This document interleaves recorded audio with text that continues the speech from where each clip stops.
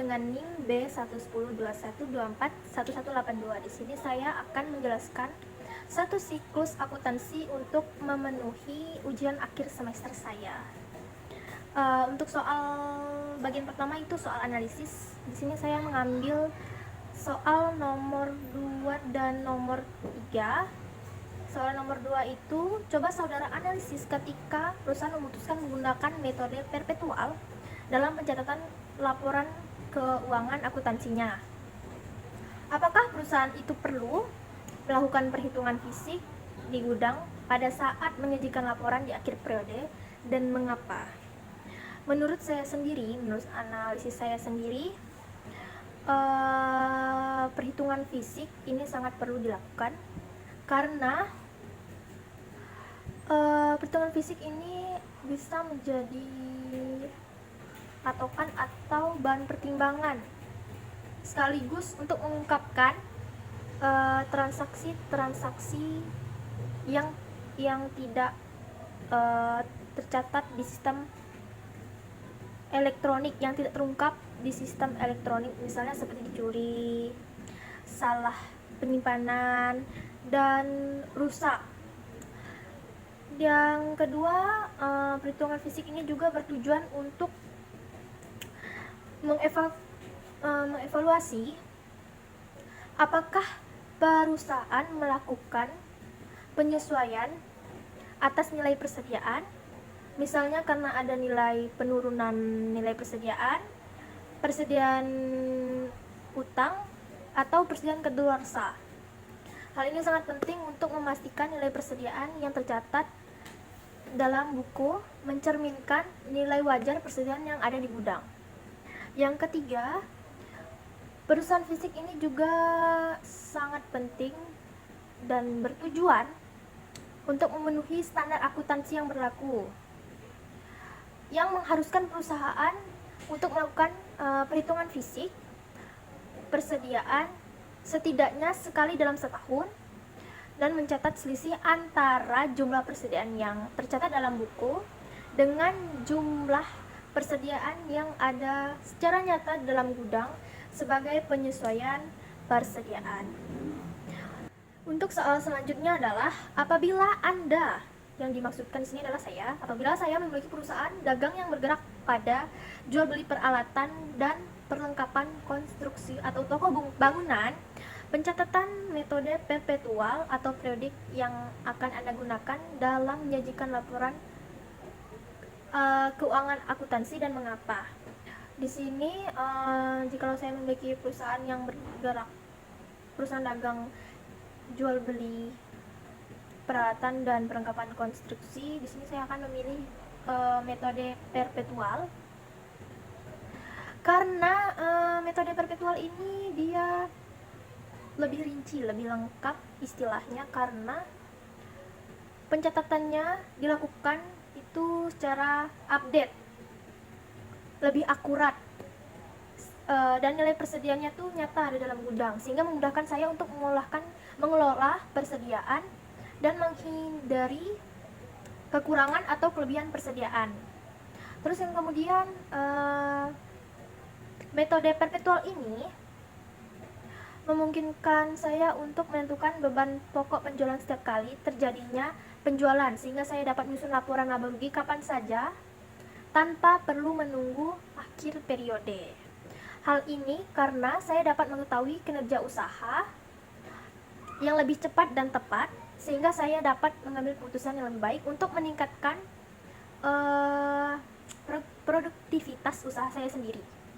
Kemudian metode perpetual ini lebih mudah untuk menghitung harga pokok persediaan dengan menggunakan metode FIFO atau LIFO atau rata-rata tertimbang sesuai dengan karakteristik barang yang saya jual. Hal ini penting untuk menyesuaikan harga pokok persediaan dengan kondisi pasar dan inflasi, sehingga saya dapat menetapkan harga jual yang kompetitif dan mengoptimalkan laba yang akan saya dapatkan.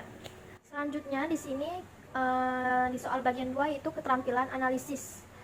Di sini akan kita buat jurnal umum yang berisikan 6 soal.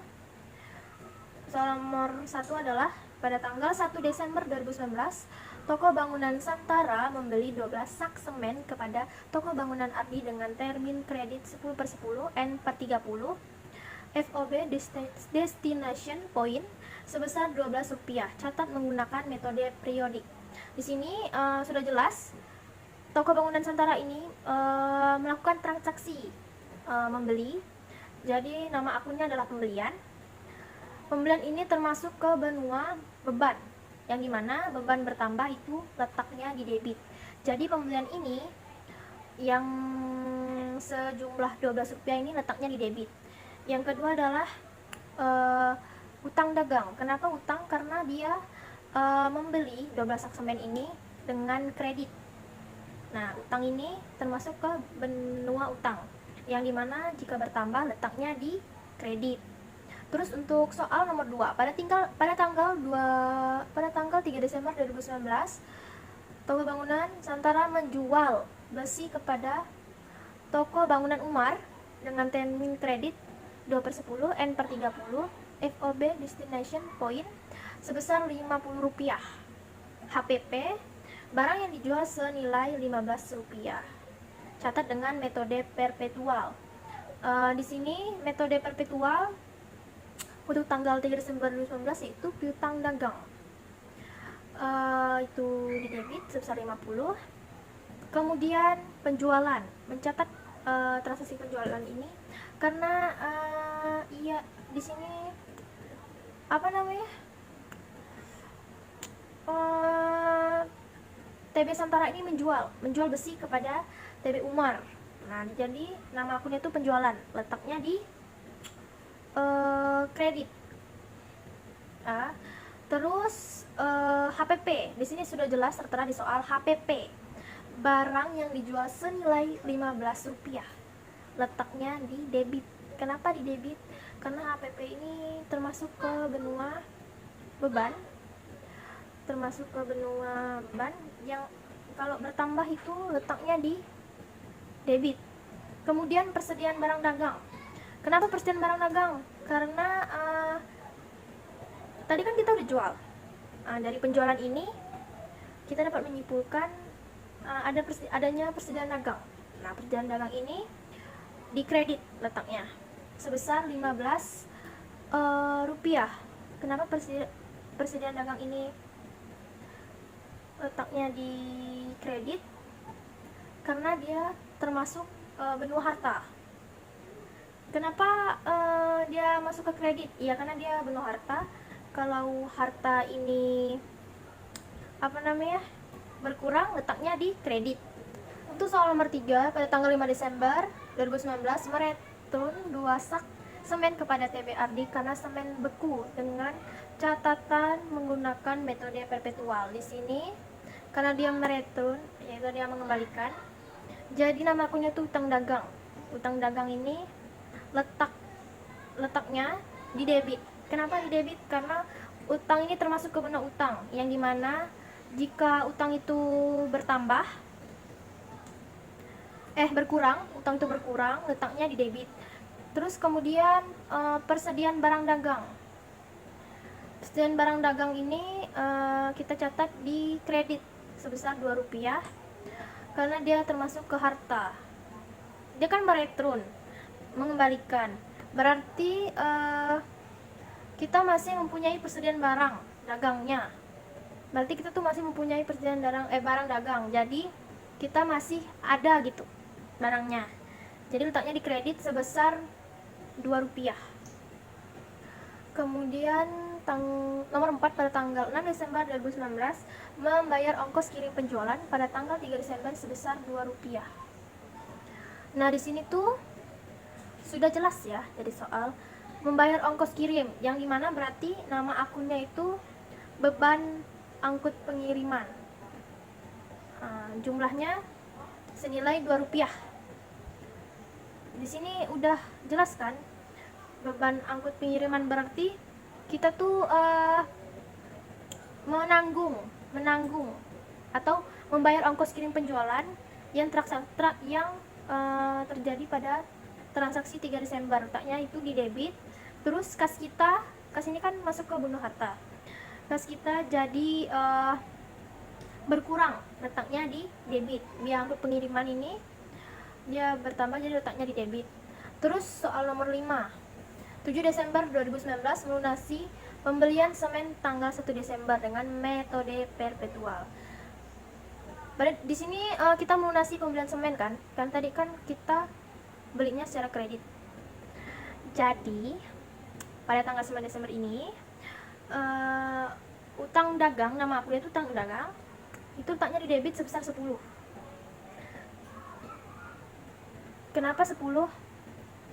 Karena kita kan awalnya beli itu dengan sistem FOB destination point sebesar 12. Nah, di sini dengan termin kredit 10/10. Jadi di debit itu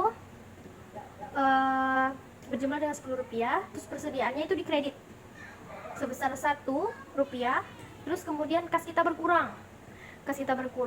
Jadi Rp9.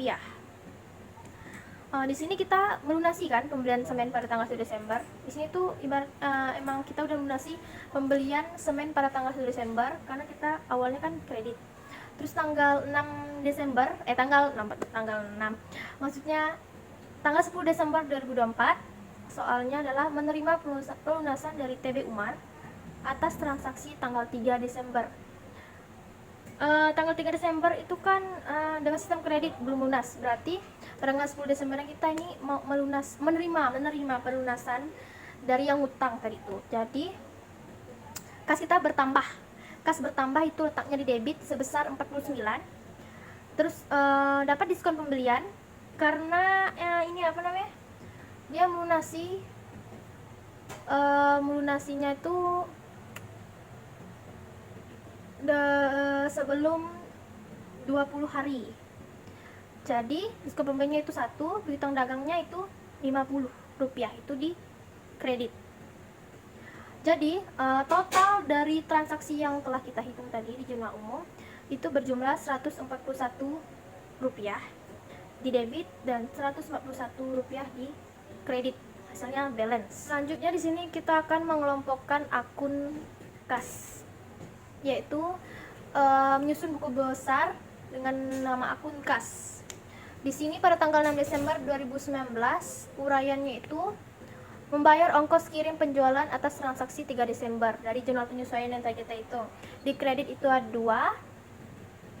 Terus pada tanggal 9 Desember 2019 melunasi pembelian semen pada tanggal 1 Desember kepada toko bangunan Ardi dari jurnal umum juga sebesar 9 di kredit. Jadi 2 tadi kan di kredit, 2 di kredit ini ditambah dengan transaksi pada tanggal 9 Desember 2019 di kredit sebesar 9 ditambahkan jadi 2 tambah 9 hasilnya 11. Kemudian pada tanggal 10 Desember lagi kita ada transaksi menerima pelunasan dari toko bangunan Umar atas transaksi tanggal 3 Desember 2019. Kita menerima pelunasan artinya kas kita bertambah, yaitu letaknya di debit. Kas kan termasuk menu harta, letaknya di debit. Jadi dari kredit tadi yang jumlahnya 11 kita tambahkan kita kurangi dengan yang di debit yang 49 ini kita kurangi dengan kredit 11, hasilnya itu 38 di debit. Kemudian untuk menghitung atau menyusun jurnal penyesuaian metode periodik, di sini soal pertama adalah perhitungan fisik di gudang persediaan akhir tanggal 31 Desember sebesar 180. Di sini kan tertera saldo persediaannya itu ada 100 di soal ya. Jadi kita lihat di akun pembelian di neraca saldo sebelum penyesuaian, akun pembelian itu ada 745. Nah, kemudian di akun retur dan potongan pembelian itu ada sebesar 25. Kemudian diskon pembelian itu 15, dan beban kirim pembelian itu ada 15 juga. Nah, kemudian akun pembelian, return potongan pembelian, diskon pembelian, dan beban kirim ini kita kurangi dulu, lalu kita tambah akun pembelian dikurangi dengan return potongan pembelian, dikurangin dengan diskon pembelian, lalu ditambah dengan beban kirim pembelian. Hasilnya 730. Nah, 730 ini ditambah dengan persediaan awal. Persediaan awal ini kan 10. Nah, persediaan awalnya ini ada 10. Jadi berjumlah 830. Nah, 830 ini kita kurangin dengan persediaan akhir sebesar 140. Hasilnya nanti itu adalah HPP. HPP-nya adalah 650 di debit. Kita tulis HPP-nya 650 di debit. Kemudian dan barang dagang akhirnya itu di debit 180, return dan potongan pembeliannya 25, diskon pembeliannya 5, persediaan barang dagang awalnya itu 100 di kredit, pembeliannya 745 di kredit, dan beban kirim pembeliannya itu 15 di kredit. Untuk beban asuransi itu di debit sebesar 10, beban asuransi di bea muka itu kredit sebesar 10. Kemudian untuk nomor 3 itu soalnya perhitungan fisik perlengkapan 31 Desember 2019, saldo akhir sebesar 25. Nah, cara menghitungnya sangat mudah dengan kita lihat di perlengkapan di neraca saldo itu berapa. Perlengkapan toko itu 40 dikurang dengan saldo akhir. Saldo akhirnya tuh 25. Jadi 40 dikurang dengan 25 hasilnya 15. Kita letakkanlah beban perlengkapan itu di debit sebesar 15, perlengkapannya di kredit itu 15. Kemudian nomor 4, peralatan toko dibeli pada tanggal 1 Januari 2019, estimasi masa pakai 5 tahun dengan nilai sisa 40, metode garis lurus. Nah, di sini metode garis lurus tuh kita bisa lihat di peralatan toko di neraca saldo itu ada 140. Nah, 140 ini kita kurangin dengan 40 ini nilai sisa. Nah, di neraca saldo peralatan toko itu 140 dikurang dengan nilai sisa, yaitu 140 dikurang 40 dibagi dengan 5 itu masa pakai, jadi hasilnya ada 20. Jadi untuk jurnal penyesuaian nomor 4, nama akunnya itu beban depresiasi peralatan toko di debit sebesar 20 dan akumulasi depresiasi peralatan toko di kredit sebesar 20. Kemudian untuk nomor 5 ini sama seperti nomor 4, menggunakan metode garis lurus. Nomor 5 soalnya adalah peralatan toko dibeli pada tanggal 1 September 2018, estimasi masa pakai 6 tahun, nilai sisa 0 dengan metode garis lurus. Di sini kita lihat peralatan kantornya itu ada 10 dengan masa pakainya 6 tahun. Jadi 10 ini kita bagi dengan 6. Nah, hasilnya adalah 10. Peralatan kantornya 60. Maksud saya peralatan kantornya itu 60, kita bagi dengan 6. 6 ini masa pakainya. Jadi 60 dibagi 6 hasilnya 10. Jadi untuk nomor 5, beban depresi peralatan toko itu di debit sebesar 10 dan akumulasi depresiasi peralatan kantor yaitu di kredit 10. Untuk nomor 6 soalnya adalah pembayaran gaji setiap bulan pada tanggal 26 setiap bulan Desember ini toko tetap buka selama tanggal 27 sampai 31 Desember.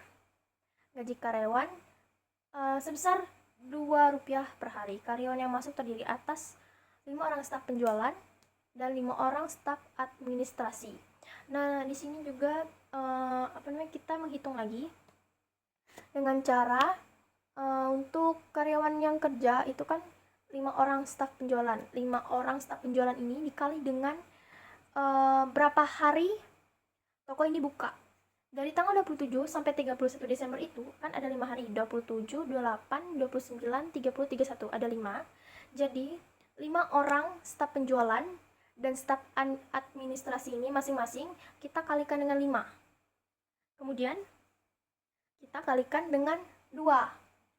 2 ini dapat dari mana? 2 ini dari gaji karyawan. Hasilnya itu ada 50. 5 dikali 5 sama dengan 25. 25 dikali dengan 2 sama dengan 50. Jadi beban gaji administrasinya 50, utang gajinya 50, beban gaji penjualannya 50, utang gajinya 50. Kemudian untuk nomor 7, tagihan listrik, air, dan telepon bulan Desember baru diterima di awal Januari 2020. Total tagihan 8 dan dialokasikan toko 50% dan toko dan kantor 50%. Nah, untuk nomor 7 ini kita lihat lagi. Itu kan total tagihannya itu 8. Nah, total tagihan ini kita kalikan dengan alokasi toko yang 50%. 8 dikalikan dengan 50%, hasilnya itu 4. Kan sama-sama 50%. 8 alokasi toko 50%, 8 kali alokasi kantor 50%, hasilnya 4. Jadi untuk JP periodik itu beban listrik, air, dan teleponnya 4 di debit.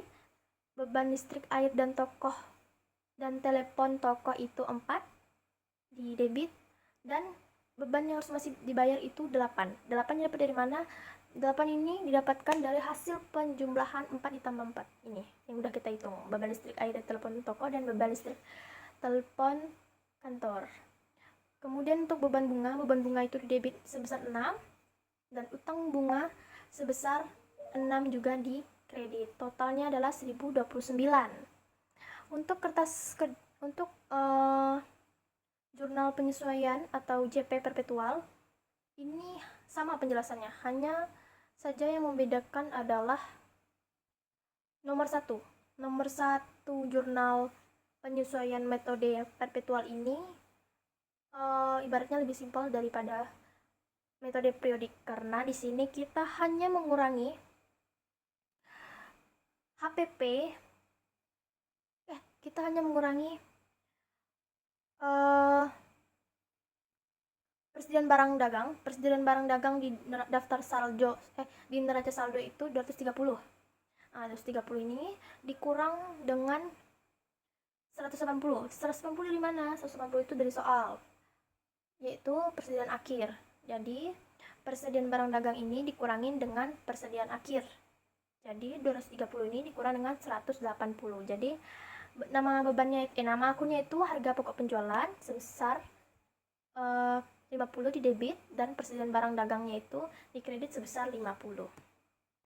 Setelah kita melakukan jurnal penyesuaian periodik dan perpetual, kita lanjut ke kertas kerja atau worksheet atau neraca lajur. Di sini untuk kertas kerja ini kita menyalin atau mengcopy daftar saldo sebelum penyesuaian yang telah kita hitung tadi, daftar saldo setelah penyesuaian, laporan laba rugi, dan laporan posisi keuangan. Nah, caranya yaitu untuk daftar saldo sebelum penyesuaian itu kita masukin daftar saldo yang soal yang diberikan oleh Pak Bin, yang totalnya itu 2190.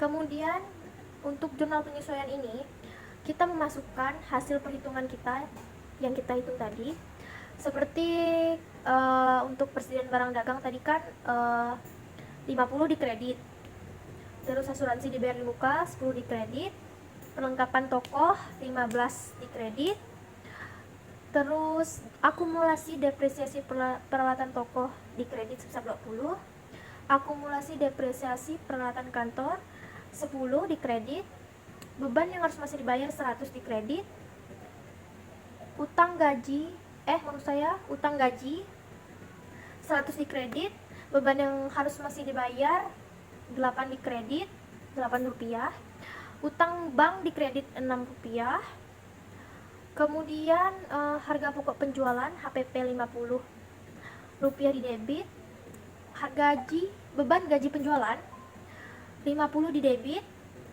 beban depresiasi pengenalan tokoh 20 rupiah di debit, beban perlengkapan toko 15 rupiah di debit, kemudian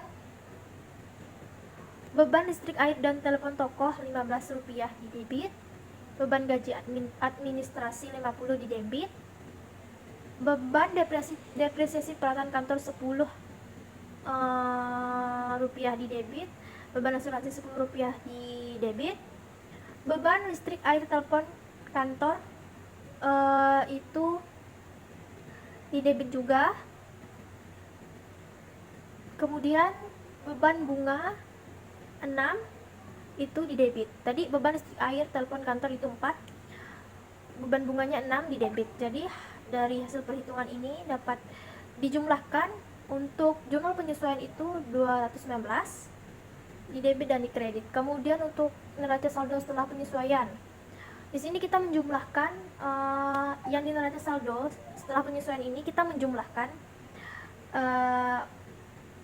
transaksi-transaksi yang terjadi di neraca saldo sebelum penyesuaian ditambah dengan di jurnal penyesuaian. Seperti kayak 230 di debit, 230 di debit ditambah dengan 50 di jurnal penyesuaian. Kenapa ditambah? Karena di daftar saldo sebelum penyesuaian itu 230 ini di debit, sedangkan di penyesuaian ini 50 itu di kredit. Jadi debit ketemu kredit itu dikurang, debit ketemu kredit itu dikurang. Kemudian kalau debit ketemu debit ditambah, kredit ketemu kredit itu ditambah. Sebaliknya juga, kredit ketemu debit dikurang, debit ketemu kredit dikurang. Jadi neraca saldo penyesuaian ini hasil pertambahan dan pengurangan antara debit dan kredit dari neraca saldo sebelum penyesuaian yang hasilnya itu 2334. Balance debit kreditnya 2334. Untuk laporan laba rugi ini kita memindahkan dari neraca saldo setelah penyesuaian, yaitu memindahkan benua pendapatan dan beban dari akun penjualan di neraca saldo setelah penyesuaian sampai beban administrasi lain-lain itu kita pindahkan, kita salin ke laporan laba rugi. Hasilnya itu nanti untuk di bagian debitnya itu 1149 dan di kredit 1960. Untuk laporan posisi keuangan, ini kita juga memindahkan atau menyalin dari neraca saldo setelah penyesuaian itu di benua kas sampai benua modal, ya, sampai akun dividen, dari akun kas sampai akun dividen, yaitu benua kas, utang, kemudian modal. Kita pindahkan ke laporan keuangan, nanti di debitnya itu hasilnya 1185 dan di kreditnya itu 374. Itu kita cuma tinggal pindahkan. Jadi setelah kita menemukan laporan laba ruginya itu di debit sebesar 1149 dan di kredit 1960. Nah, kita kurangi 1960 ini dikurangi 1149. Hasilnya 811. Letaknya di debit, yang berarti perusahaan ini mengalami keuntungan sebesar 811 atau yang bisa kita sebut itu laba bersih. Kemudian kita hitung di laporan posisi keuangan. Di laporan posisi keuangan ini di debitnya itu 1185. 1185 ini yang di debit kita kurangin dengan hasil yang di kredit, yaitu 379. Nah, 1185 ini kita kurangi dengan 374. Nah, hasilnya itu di kredit sebesar 811, yang dimana ini merupakan suatu keuntungan. Jadi hasilnya juga balance, laba bersihnya itu sama-sama 811. Nah, untuk pengerjaan kertas kerja periodik ini sama seperti pengerjaan kertas kerja perpetual, yang dimana neraca saldo sebelum penyesuaiannya kita salin yang dari Pak Bin tadi itu, yang berjumlah 2.220 kita salin, terus kita masukkan jurnal penyesuaian yang udah kita hitung lagi, kita buat tabel, kita masukkan sesuai dengan nama akun-akun yang telah kita hitung. Kemudian untuk daftar saldo setelah penyesuaian ini itu diisi berdasarkan hasil pertambahan dan pengurangan kredit dan debit antara daftar saldo sebelum penyesuaian dan penyesuaian, yang nanti hasilnya itu 2.334 di debit dan kredit. Dan tadi untuk jurnal penyesuaian sendiri itu ada 1.029 di debit kredit yang telah kita hitung di bagian jurnal penyesuaian periodik. Kemudian untuk laporan laba rugi ini kita pindahkan atau kita salin dari neraca saldo setelah penyesuaian di bagian benua pendapatan yaitu dari dividen, dan benua beban sampai beban administrasi lain-lain. Itu untuk menentukan laporan laba rugi sehingga didapatkan hasil 1.149 untuk di debit dan di kredit 1.960. Kemudian untuk laporan posisi keuangannya sendiri ini kita memindahkan benua harta, utang, dan modal, yaitu dari akun kas sampai dividen. Itu kita salin ke tabel laporan posisi keuangan, yang nanti jumlah di debitnya itu 1.185 dan di kreditnya itu 374. Nah, dari hasil-hasil ini kita dapat menentukan labanya. Laba bersihnya itu sama seperti di metode perpetual tadi, sebesar 811. 811 ini hasil pengurangan dari laporan laba rugi di debit, yaitu sebesar 1.149, dan di kredit 1.960. 1.960 ini dikurang dengan 1.149 yang hasilnya 811 di debit, yang merupakan perusahaan ini mendapatkan keuntungan atau laba bersihnya. Kemudian untuk di laporan posisi keuangan ini di debitnya sebesar 1.185. Nah, 1.185 ini dikurang dengan 374. 374 ini adalah penjumlahan dari laporan posisi keuangan di bagian kredit. Hasilnya itu sama 811 di bagian kredit.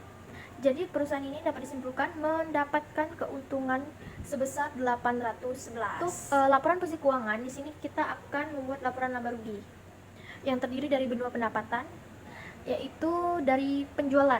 Tadi kan kita udah hitung tuh di neraca di kertas kerja di bagian neraca saldo setelah penyesuaian itu penjualannya itu sebesar 1.960.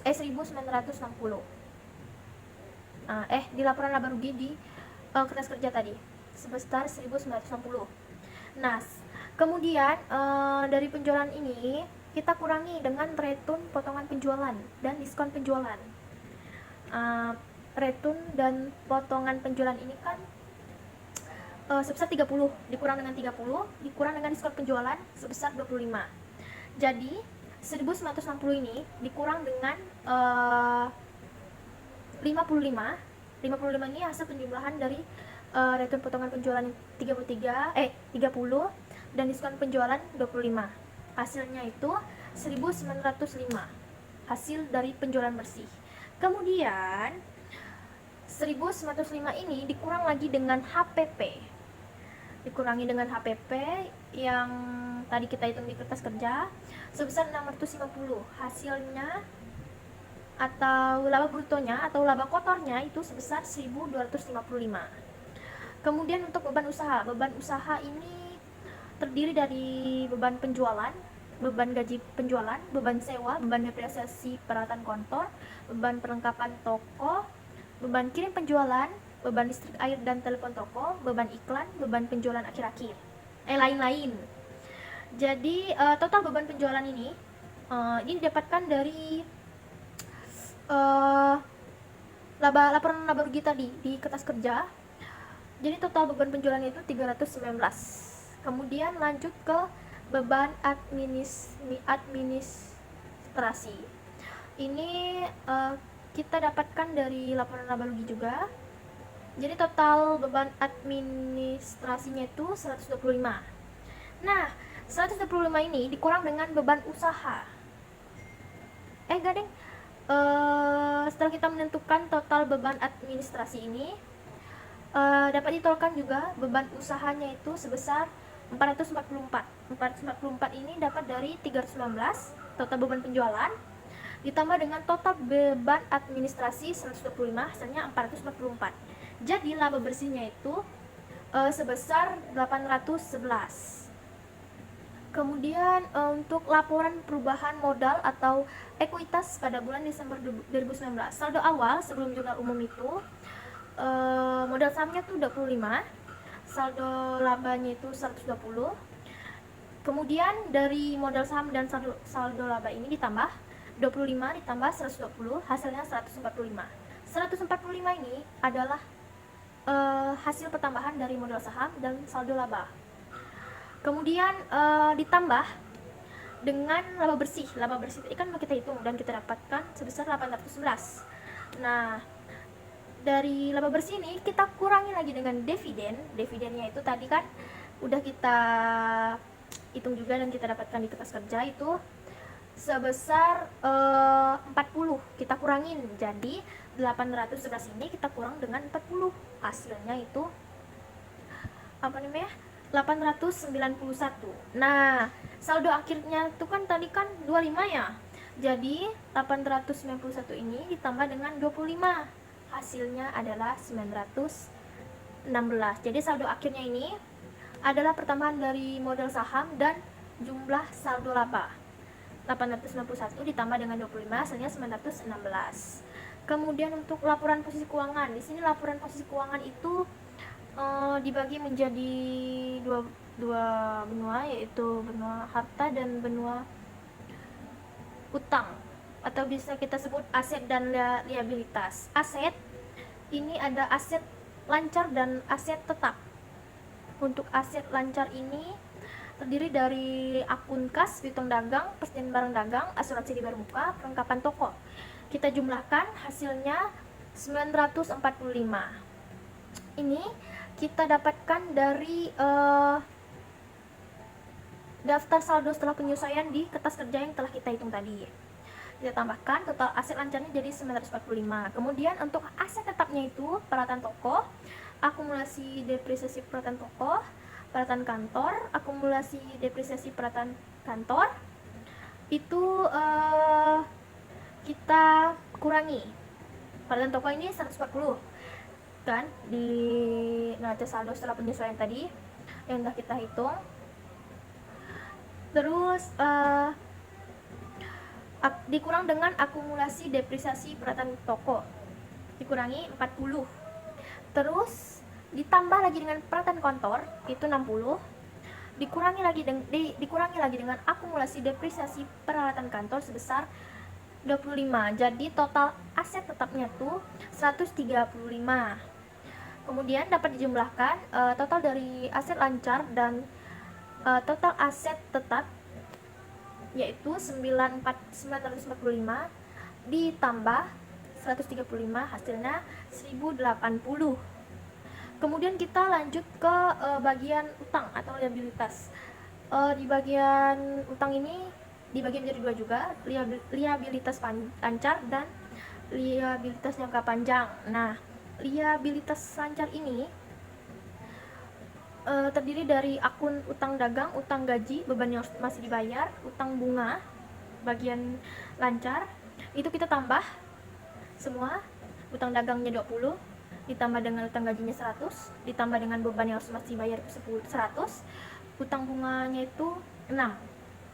Jadi hasil total semuanya itu 134.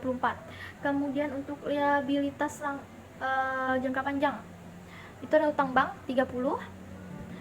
Jadi total liabilitasnya sebesar 164. 164 ini didapatkan dari total liabilitas Sanca 134 ditambah dengan 30, jadi hasilnya 164. Dan untuk menghitung ekuitas atau modal, di sini modal sahamnya kan udah tertera tadi di kertas kerja. Itu ada 25. Terus saldo laba periode lalu itu 120. Saldo laba periode berjalan itu 811. Ditambah semuanya, terus kita kurangi dengan dividen sebesar 40. Jadi total ekuitasnya itu 916. Nah, di sini kemudian kita jumlahkan lagi. Total dari liabilitas, total dari utang dan modal itu sebesar 1080. 1080 ini didapatkan dari 164, yaitu total liabilitas, ditambah dengan total ekuitas 9016. Jadi hasilnya balance ya, 1080. Oke, sekian penjelasan saya mengenai siklus akuntansi. Semoga dapat dipahami dan terima kasih.